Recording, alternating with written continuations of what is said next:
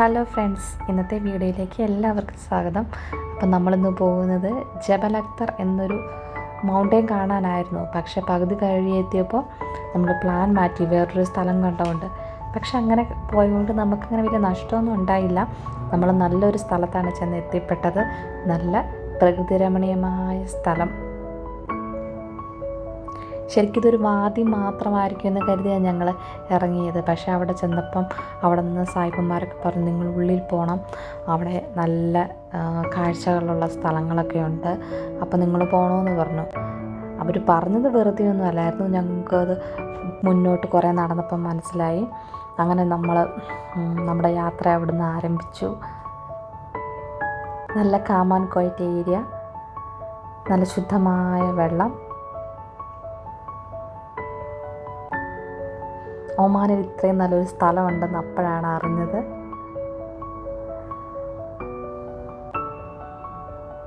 പിന്നെ ശരിക്കും ആ കോർണറിൽ നിന്ന് വരുന്നത് നല്ല ചൂട് വെള്ളമായിരുന്നു. ഇതൊക്കെ ആട്ടോ പ്രകൃതിയുടെ പ്രതിഭാസം. നമുക്കൊരു ടാസ്ക് എന്ന് പറയുന്നത് ഈ വെള്ളക്കെട്ടിലൂടെ അപ്പുറത്ത് പോകാൻ പറ്റുള്ളൂ. പക്ഷെ നമ്മൾ നോക്കുന്നത് ഈ വെള്ളക്കെട്ടിൽ ഇറങ്ങാതെ എങ്ങനെ പോകാൻ പറ്റും എന്നാണ്. ലാസ്റ്റ് അങ്ങനെ നമ്മൾ തീരുമാനിച്ചു ആ പാറയുടെ പുറത്തുകൂടി അപ്പുറത്ത് പോകാമെന്ന്.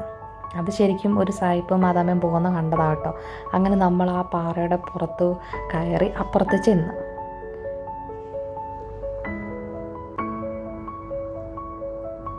ശരിക്കും ആ പാറയുടെ പുറത്ത് കയറി നിന്നുള്ള ആ വെള്ളക്കെട്ടിൻ്റെ പൂർണ്ണ രൂപം കണ്ടോ, നല്ല രസമായിരുന്നു.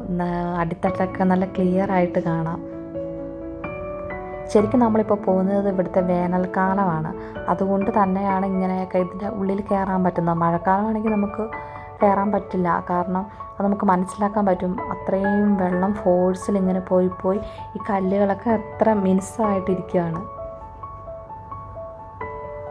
അതിലുപരി ഈ കല്ലുകളുടെ പാറക്കൂട്ടുകളുടെ മുകളിൽ കൂടെ കയറി അപ്പുറത്ത് നമ്മുടെ ലക്ഷ്യസ്ഥാനത്ത് എത്തുക എന്നത് വലിയൊരു ചലഞ്ചായിരുന്നു.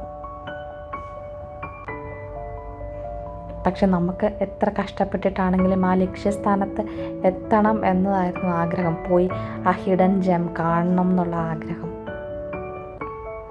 ശരിക്കും ഈ ഓരോ വഴിയും നല്ല കഠിനമായിരുന്നു.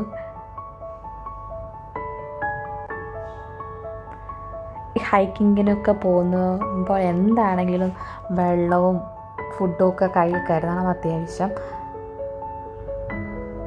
നമ്മൾ ഇത്രയും വലിയ ടാസ്ക്കാന്ന് പ്രതീക്ഷിച്ചില്ല. അതുകൊണ്ടേ നമ്മുടെ കയ്യിൽ വെള്ളമൊന്നുമില്ലായിരുന്നു, ഫുഡൊന്നും ഇല്ലായിരുന്നു. പക്ഷെ നമ്മൾ അത്ര വലിയ ദാഹം അങ്ങനെയൊന്നും ഫീൽ ചെയ്തില്ല. പക്ഷെ നമ്മൾ മടുത്തായിരുന്നു.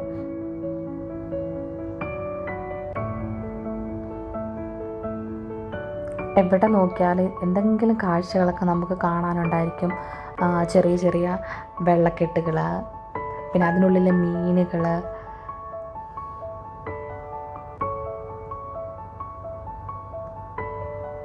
ഫൈനലി നമ്മൾ നടന്ന് മടുത്തു ഗെയ്സ്. അങ്ങനെ ഞാനും എൻ്റെ ഫ്രണ്ടും ഒരു സ്ഥലത്ത് വിശ്രമിക്കാനിരുന്നു. ഞങ്ങളുടെ ഭർത്താക്കന്മാർ ആ ഹിഡൻ ജെം പോയി കണ്ടു. ഇവിടുന്ന് കുറേയും കൂടെ മുൻപോട്ട് പോയാലേ ആ സ്ഥലം കാണാൻ പറ്റുള്ളായിരുന്നു. അപ്പം നമ്മൾ മടുത്തുകൊണ്ട് നമ്മൾ പ്ലാൻ ഉപേക്ഷിച്ചു. നമ്മളങ്ങനെ തിരിച്ച് നമ്മൾ ഫസ്റ്റ് കണ്ട വെള്ളക്കെട്ടിലിറങ്ങി മുങ്ങി കുളിച്ച് ആർമാദിച്ചു. തിരിച്ചെനിക്ക് ആ മല കയറാൻ പറ്റത്തില്ല, ആ പാറ കയറാൻ പറ്റത്തില്ലാത്തതുകൊണ്ട് ഞാനും ആ വെള്ളത്തിലിറങ്ങി ആണ് ഇപ്പുറത്ത് കടന്നത്. ശരിക്കും നമ്മളായിരുന്നു അവിടുത്തെ ലാസ്റ്റ് വണ്ടി. വേറെ എല്ലാവരും അപ്പോഴേക്കും പോയി കഴിഞ്ഞിരുന്നു. സന്ധ്യയായി, ഒത്തിരി ഒന്നും ആയില്ല. ടൈം ഒരു 5:15 ആയതേ ഉള്ളൂ. ആ സ്ഥലത്തിൻ്റെ പ്രത്യേകത കൊണ്ട് നേരത്തെ ഇരുട്ടായി. അപ്പം എൻ്റെ വീഡിയോ ഇഷ്ടപ്പെടുവാണെങ്കിൽ നിങ്ങൾ തീർച്ചയായിട്ടും ലൈക്ക് ചെയ്യണം, സബ്സ്ക്രൈബ് ചെയ്യണം. Thank you.